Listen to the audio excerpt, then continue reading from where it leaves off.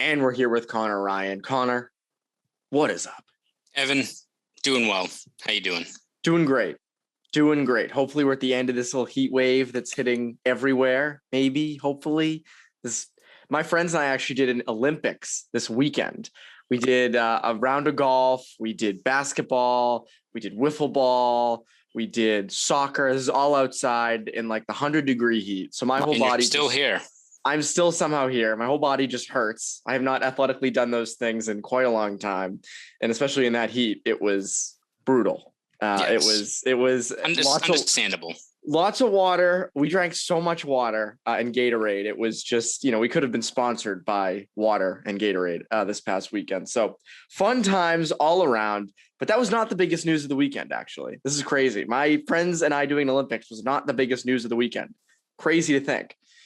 What was the biggest news of the weekend? Matthew Tkachuk headed to Florida. And this was Friday night, right? This was Friday at late Friday. Late Friday night. It's one of those times when it's like, poor Panthers and Flames beat writers, have fun, guys.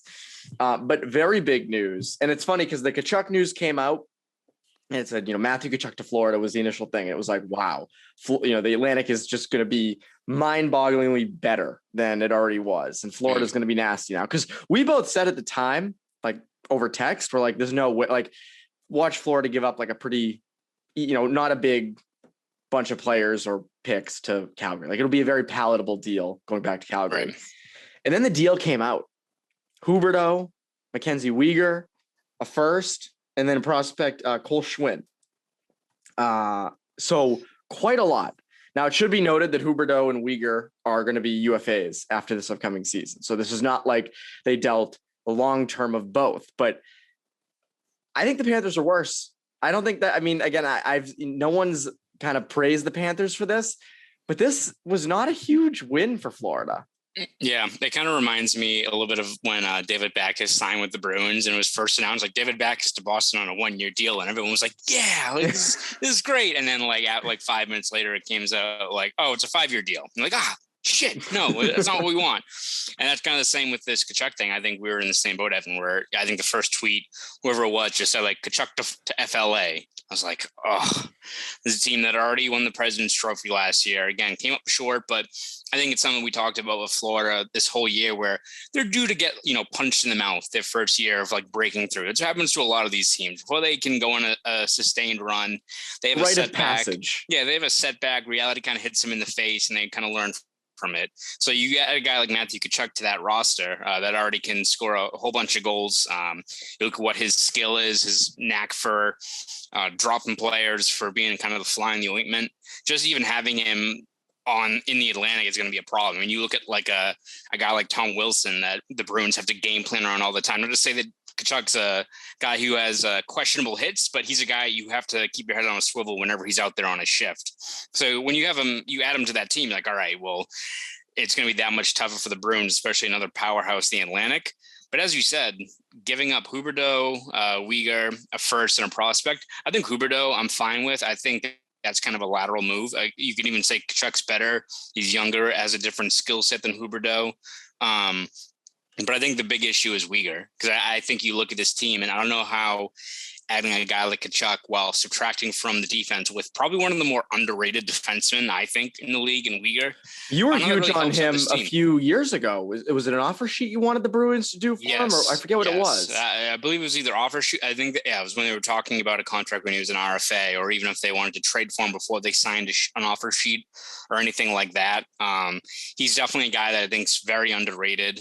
Does just a little bit of everything well. Again, maybe he's not a guy that stands out night in and night out, but just consistently makes the right pass. Usually can square up a guy, just does everything very well. And there's a guy that adds a lot of value to a team that's traditionally run and gun like Florida. So a perfect number 2 defenseman for Ekblad, kind of like a Taves with Makar. Exactly. And, kind of those guys. Those guys also, not to be stereotypical here, don't grow on trees. They're hard to come by. Exactly. So I think you look at Florida and you subtract Weegar, and yes, Tkachuk's great. Even if maybe he's not a 42 goal, 104 point guy year in and year out like he was this past year. Again, Calgary had some silly offensive numbers with some of those guys in place there. But even if he's a 35, 90-point guy, there's value there. But if you're Florida, you can't expect to win every game 6-5, right? I mean, you look at what's left of that decor. Ekblad, great. But then you've got, was it Gustav Forsling, I think is what his name is. You got Radko Gudas. You've got Brendan Montour, Mark Stahl, who's 36. Yeah, like you got that team. And again, it's also not like you've got a set plan in place. Well, I guess you have Bobrovsky, who you're not going to be able to move, but I don't know if he's instilling a lot of confidence in your team. Like, you already have this kind of flawed decor now with Weaker out of the picture, and it's either going to fall on Bobrovsky or Spencer Knight, who again could take a step forward. Knight, he's a very talented young goalie, but you kind of look at last year, it gives you a reminder that as established and as promising as these young goalies are, they all hit, bumps in the road in terms of the development. So if you're Florida, again, you're either hoping to outscore teams, which is not really a winning formula once you get to the playoffs, or you're in a spot where you're hoping that a guy like Knight takes a huge step forward. So again, is Florida going to be a problem? Yes. Is Tkachuk going to be an issue in the Atlantic? Yes. He's going to be a pain in the ass. But in terms of really moving the needle, I don't really see how it does it right now, at least for Florida. Yeah, and I keep looking at, like, again, that was last year for Tkachuk was his biggest year ever. Yeah. He hadn't had a year really even close to that. So clearly Florida must feel they need some tenacity to beat Tampa. I think that's what this comes down to, is they felt that a guy like Tkachuk could do more damage against Tampa than Huberdeau could, because I think they figure they're going to be fine in the regular season anyway. This also shows they were never going to sign Huberdeau long-term, because they're not going to be able to, even when he becomes a UFA. Maybe they try to go for Weegar again. I love this deal for Calgary. I know this has nothing to do with the Atlantic, but like, you can deal Huberdeau and Weegar at the deadline next year for 2 firsts and 2 or more really good prospects. And suddenly for Matthew Tkachuk, you got 3 first-round picks and a bunch of prospects, and you have a great rebuild. So I love it from their perspective. But again, Florida, I just look and I go, your D just isn't good enough. And I think that was sort of the big issue with them. And you're right. Tkachuk against the Bruins is going to be interesting. That should be quite fun. Also, Tkachuk versus Tkachuk. Ottawa and Florida, same division. And I was reading about Matthew Tkachuk's decision to go to Florida over St. Louis. I'm thinking to myself, like, if you're not from St. Louis, who the hell would ever choose St. Louis over Florida? Like, what would be the point? As someone who visited St. Louis during the Stanley Cup final, it ain't great, Evan. The pizza's not good. You can't get the pizza. The pizza's not good. The arch is there, and you take a picture with it. Then you're like, all right, well, the pizza sucks. It's hot as hell.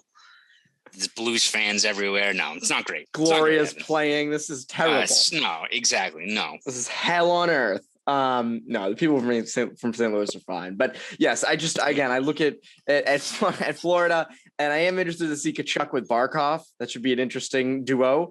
But I like Huberdeau. I do. Again, a lot of people value Tkachuk over Huberdeau, and I think time will tell. Tkachuk will probably have more production, especially given the situation he's in Florida. But Huberdeau's an incredible passer. So who knows? But very exciting stuff. Big news going on around the NHL.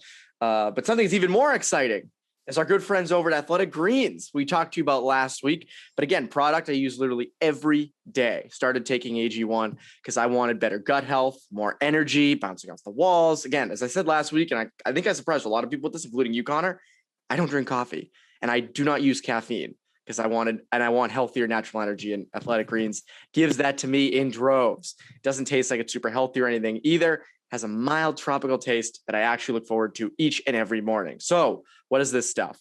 With one delicious scoop of AG1, you're absorbing 75 high quality vitamins. I can't count that high. I can't count. Minerals, whole food sourced ingredients, probiotics, and adaptogens to help you start your day right. A special blend of ingredients supports your gut health, your nervous system, your immune system, your energy, recovery, focus, and aging. All the things. It's lifestyle friendly, whether you eat keto, paleo, vegan, dairy-free, or gluten-free. It contains less than 1 gram of sugar, no GMOs, no nasty chemicals or artificial anything, while still tasting really good. This all supports better sleep quality and mental clarity. Right now, it's time to reclaim your health and arm your immune system with convenient daily nutrition. It's just 1 scoop in a cup of water every day. You got some water, you got the scoop, that's it. There's no need for a million different pills and supplements to look out for your health. To make it easy, Athletic Greens is going to give you a free 1-year supply of immune supporting vitamin D, and 5 free travel packs with your first purchase. All you have to do is go to athleticgreens.com/Bruins. Again, athleticgreens.com/Bruins to take ownership over your health and pick up the ultimate daily nutritional insurance. It is good stuff. So moving on to the lineup this year, I was looking ahead and, we're focused on when Krejci might return, when Bergeron might return. Again, we're recording this on Monday afternoon. That has yet to happen. Don't yell at us. Don't yell at us. We're really not even covering centers in this. We're more looking at the wing pairings in the top 6. But lost in all these things, I think people kind of forget. Brad Marchand is going to be out for quite a bit of time to begin the year. Not even like a month, could be a month and a half, 2 months. They're going to need him for that rough stretch they have in like November. But it kind of begs a question of who's going to be replacing him, who is in the top 6 as wings.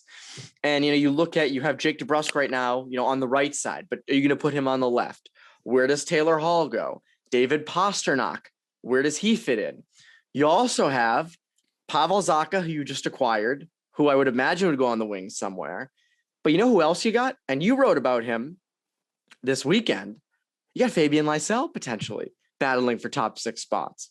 So I look at those 5 and I say those are the 5 candidates for the wings. Now, again, we're not going to sit here and speculate. I would imagine it's Bergeron and Krejci down the middle. However, I do think if it is Bergeron, I think you would probably roll with DeBrusk, Bergeron, and maybe Pastrnak. Or if it's not, if you, let's say Bergeron or Krejci don't come back, God forbid, then I guess then who cares? Put us up there. Then I guess you would probably put Hall with Coyle, even though that really didn't work out last year. But maybe something works this year with Montgomery. But what do you think? What do you look at early as the pairings for that? Yeah, I think I'd imagine with Marchand out for a couple of months at least, I imagine they probably put DeBrusk back at his usual spot at left wing. I think you look at the fact that he's here for right now. He's, rescinded his trade offer. He wants to get the ball rolling. I think he's excited to be under a new coach and Jim Montgomery. I think for the Bruins, it's all about, all right, you'll probably be right wing later on this season once we get rolling in the second half, but let's start from scratch, start from a spot that you're comfortable in at left wing, top 6 minutes, and have him rolling there. And then, it kind of just depends on, I think, what the configuration is and whether or not Bergeron and Krejci are back, because it's a good problem to have, whether it's Pastrnak with Bergeron or it's Pastrnak with Krejci, right? Either one of those works. I have to imagine maybe it's if Krejci's back, it's kind of part of the deal maybe of you get a lot more reps with Pastrnak, which then leads to a vacancy at right wing, which, as you said, it could be a guy like Lysell. Maybe if Craig Smith's still here and you want to give him some early reps and get him rolling, because I think Craig Smith's one of those guys that if he starts slow, it's all about building up his game. So if you give him DeBrusk and Bergeron and he pots 4 or 5 goals in October, November and gets the ball rolling there, I think only good things can happen there as well. So they have a lot of options between those guys. And again, I almost forgot about Zacha in terms of where he could fit in. And I think, as we both said, when everyone's healthy, I think him on that third line with Coyle and Smith or anyone on the right side there is a good spot for him. But again, if he's a guy that you want to get rolling early, a pretty good way to do that is either give him some set reps with the likes of a Bergeron or a Pastrnak or a Hall or anything like that, and see where he kind of fits in on that lineup. But it's all kind of intriguing because there's so many different guys that can kind of fill in those spots that maybe they're not slam dunk candidates, right? Like whether it's like, again, Smith on the first line, what have you, but they're all intriguing in terms of where they fit. I think Lysell is also just a fascinating one in and of itself.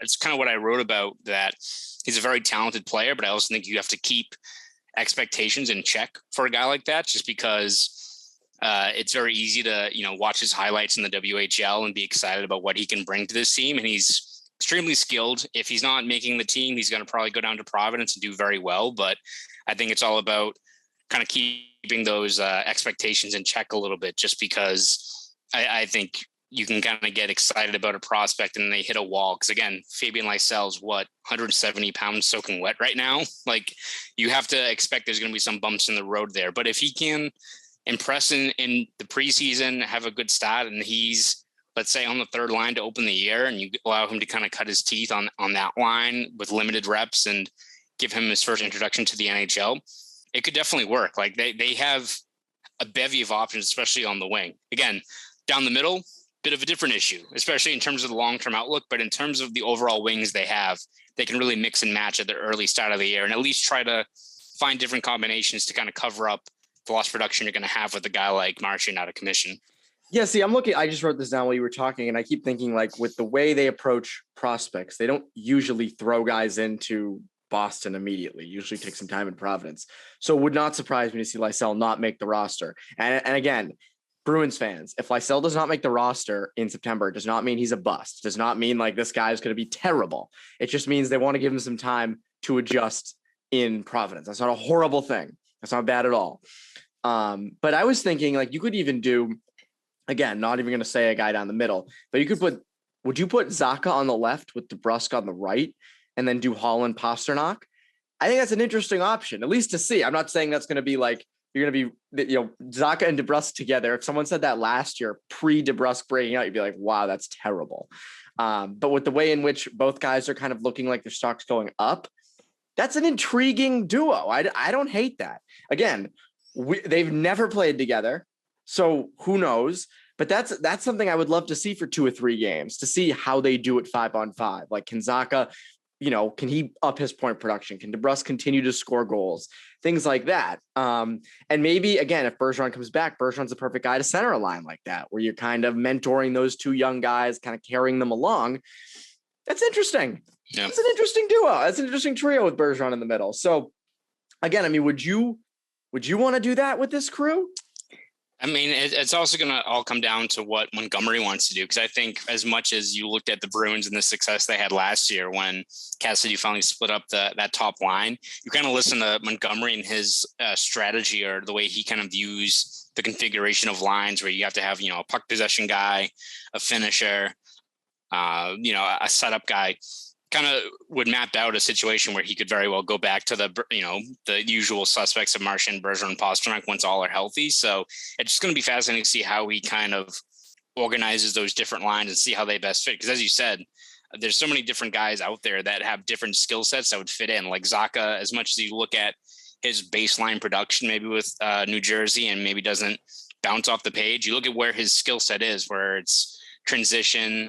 He's had a pretty good track record in terms of high danger passes. You can put him on a line with a guy that can finish like Pasternak or what have you, or even a guy like DeBrusk, and there could be something there. You just don't really know. It's kind of the same with Craig Smith when you had Krejci and Hall together, where, all right, he's a shot first guy, potential finisher, see what works out, and worked out great. Like, it's all about, I think, for Montgomery, and I think maybe the Bruins line of thinking with tweaking these lines is about, finding the different skill sets that each player has and then trying to maximize it based on who else you can kind of surround them with.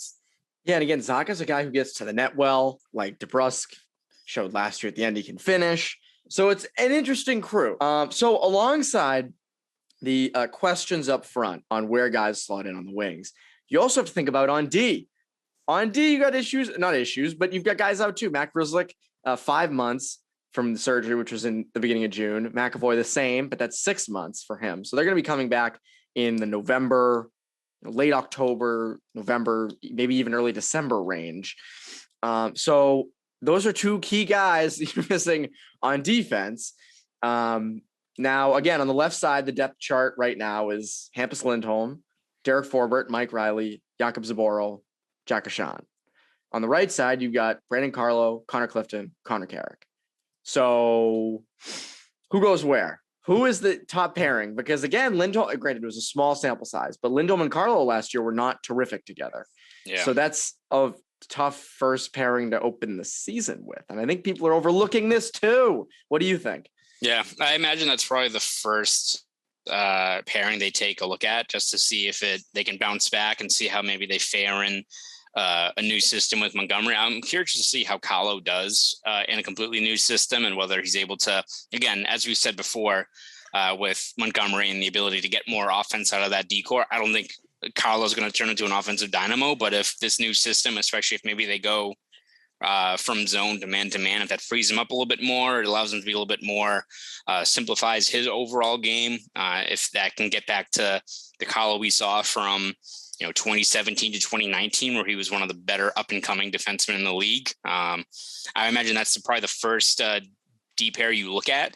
And that's probably out of necessity as well. Because as you said, after that kind of becomes, let's just throw everything at the wall, right? Like one, we don't know, a guy like Riley could bounce back. We also don't know if Mike Riley is going to be on the team by September and October, right? In terms of the moves the Bruins need to make to get cap compliant. But yeah, I imagine you look at maybe something like Forbort and Clifton, maybe, which would be interesting as a second pair. Riley with a guy like Carrick. Zboril could be something where Zboril and Riley, if they're together, because Zboril can play on the right side. So it's going to be a work in progress. Going to be a very patchwork. But I think a guy like Zboril, especially, is maybe a wild card on that team, because again, he was kind of a breath of fresh air during that rough stretch from November and December, where they were trying to find any sort of stability further down in the depth chart. So if he can come in, build off of this, the strong numbers he put forth last year, especially on the right side, and at very least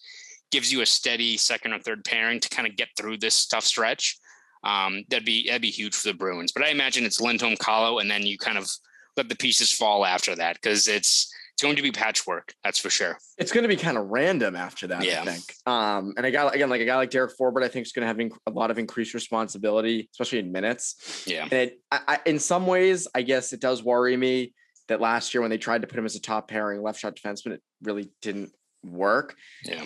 As a second pairing, he'll have more he'll have more minutes, but I don't think he'll have as tough matchups as he did when he was playing alongside McAvoy.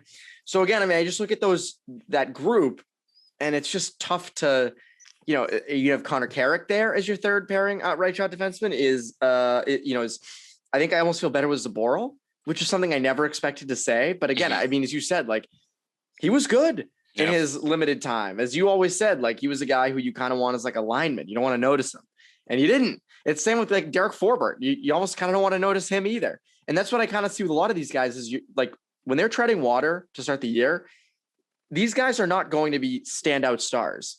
You just want them to, just not to be cliche, just do the job. That's it. Just break the puck out cleanly. Don't lose your guy in front of the net. Try to limit some high danger chances, and you can tread water until McAvoy and Grzelcyk come back. Grzelcyk will come back before, so then I guess that helps things out, even though you have so many guys on that left side and you only have 3 right shot defensemen. So that should be quite interesting on the right. But yeah, that is today's Bruins beat. We covered everything we possibly could in this episode. Connor, what can the people look forward to from you over at Boston Sports Journal? Yeah, this week over at BSJ, we're going to be doing our annual ranking of prospects. So we'll have a few articles out this week going through the usual suspects like Lysell and Lori, all the way down to maybe the guys you don't know that much about, the guys over in Europe, maybe guys from the 2022 draft class. So we'll cover all the bases there over at BSJ. So please subscribe at bostonsportsjournal.com. Want to follow me on Twitter? You can do that at ConorRyan_93. Go do all that. Make sure to go subscribe to Bruins Ringside on YouTube. That's Conor Ryan. I'm Evan Marinofsky. Bruins Beat listeners, have a great rest of your week.